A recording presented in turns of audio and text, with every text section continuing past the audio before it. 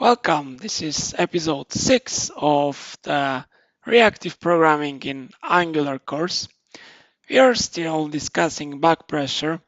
Today you will learn about a new technique of dealing with observables that produce values too fast. However, it's a different technique from the one from the previous episode because this time we cannot afford to lose any information on the way.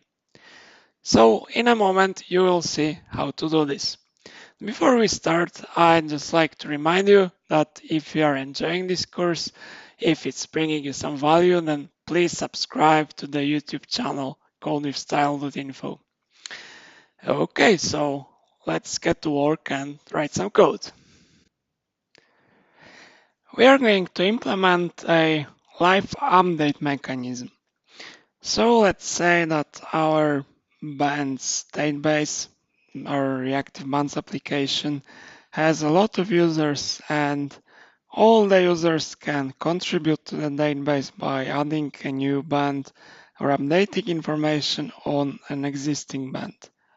So it might be nice to show some notifications to the user real time whenever there is an update or a new band added to a database, just to display a small notification telling the user that something happened and that maybe they should refresh the view or do something else.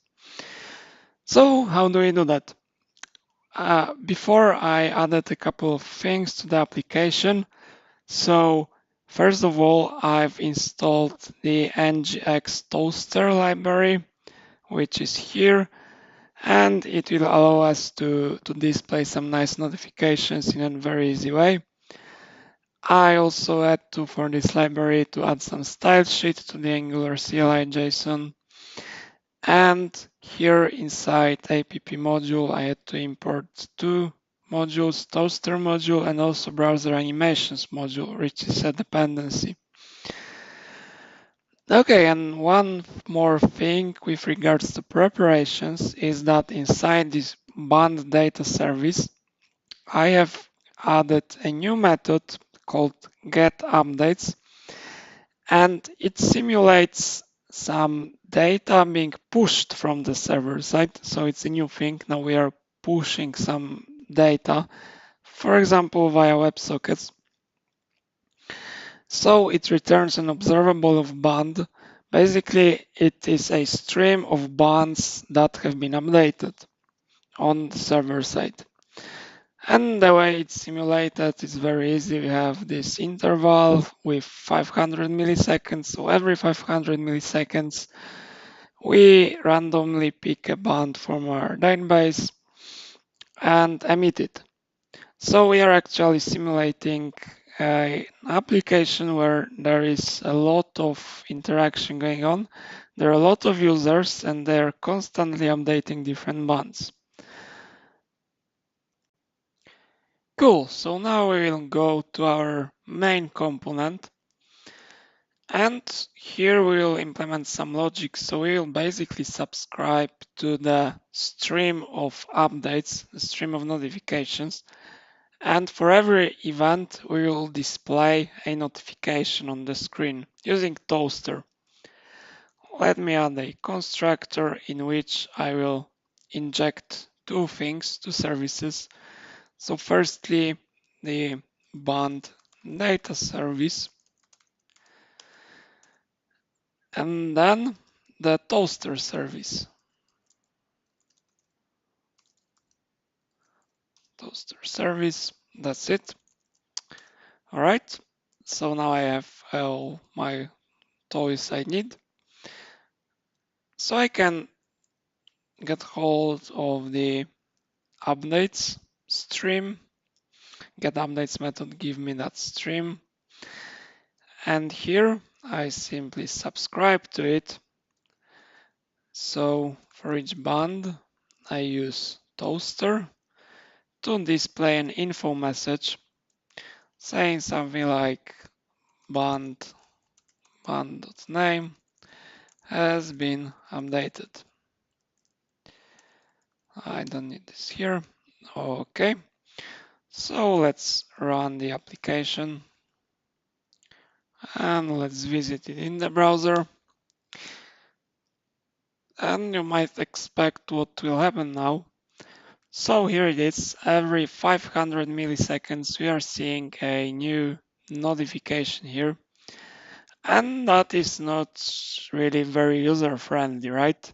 Because the notifications are so fast and that the user can't really read them properly.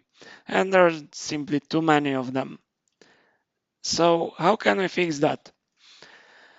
And again, we are having a situation where we could use backpressure, because essentially what we are having is an observable that is producing events too fast, faster than we can consume them. So as I mentioned, it's a great candidate for applying some backpressure techniques. However, this time, contrary to the previous episode, we would not like to use the lossy technique.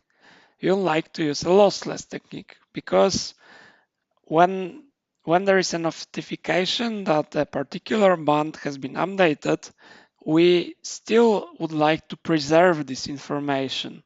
So if we just use the bounce time, like in the previous example, we would basically skip a lot of notifications, and we don't want to do that. We want to show notifications less often, but we want them to contain all the information. We don't want to lose any information. So as you might expect, in RxJS, there is an operator that does exactly what we need. So let me first add it to our code.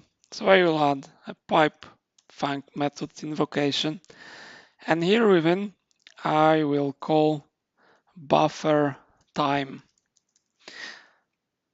And I will give it some number, let's say 3000 milliseconds. Okay, so what's going on here? Yeah, I need to fix the import first.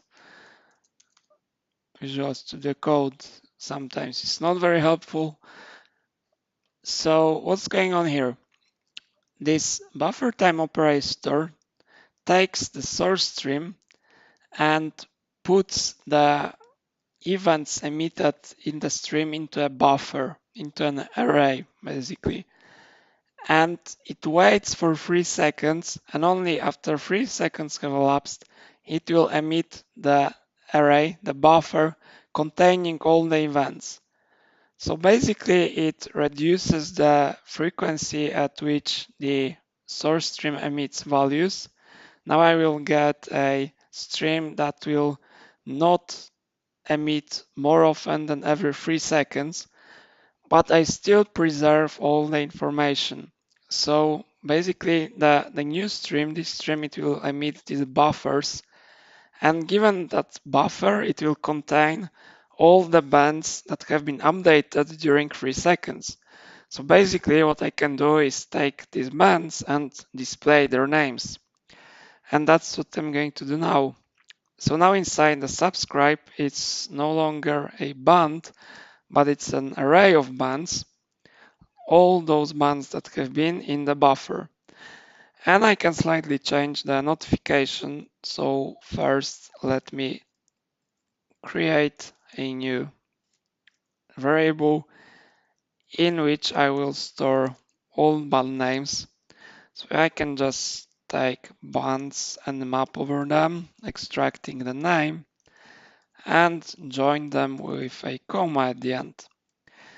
So now I can change this to, maybe it would be better to say, the following bands have been updated, and now I will simply say band names, and I don't need the rest. Okay, so let's give it a try. I will switch to Chrome now, and it should update in a moment. Maybe let's do a refresh and open the console as well.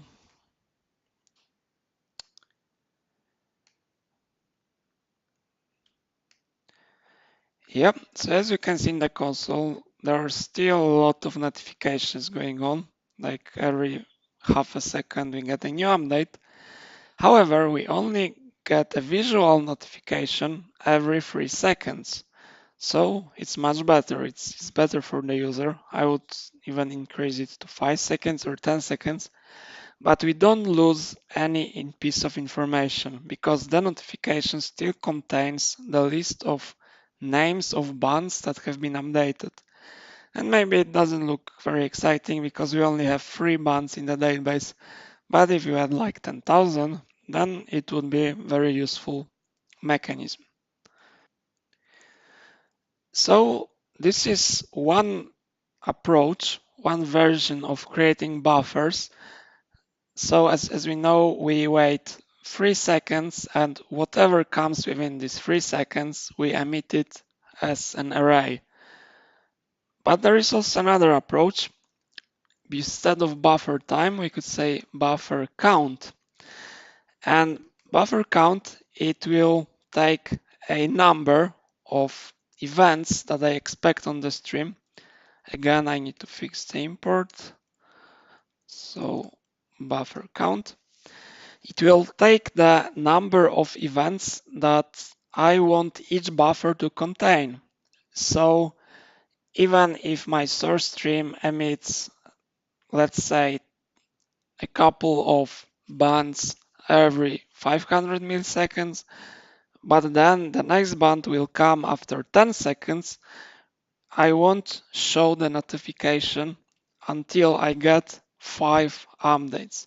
And then I will wait for the next 5 to emit another notification. So maybe it's not very useful in this situation. However, there are some situations where it's more suitable to use buffer count than buffer time. Just let's see in action. So I have 5 here, and let's run the application. It's refreshing now. And we need to wait. Yeah, and here it is. The first notification contains 5, the another also 5, and so on and so on. So now the list of notification will always contain 5 bands.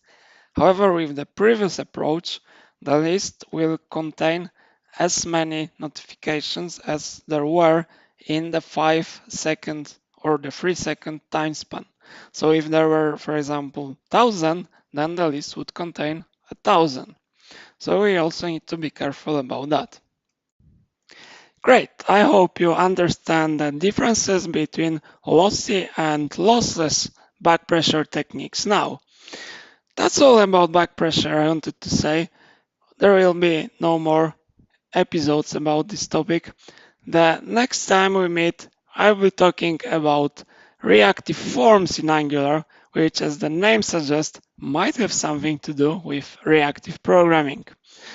Before I leave, let me remind you that if you enjoy this course and get some value out of it, please subscribe to my YouTube channel and also visit the blog codewithstyle.info, where you can find some articles about related topics such as JavaScript programming, functional programming, and of course Angular. Thanks for watching and see you in the next episode.